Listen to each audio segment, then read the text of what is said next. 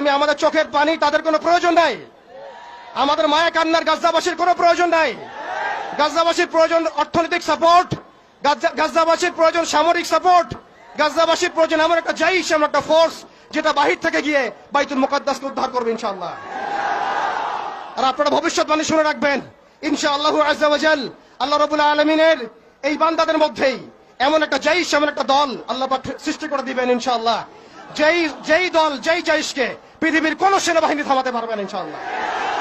শেষ পর্যন্ত তারা বাইতুল মুকাদ্দাস মুক্ত করেই ছাড়বে ইনশাআল্লাহ। শুধু সময়ের অপেক্ষা।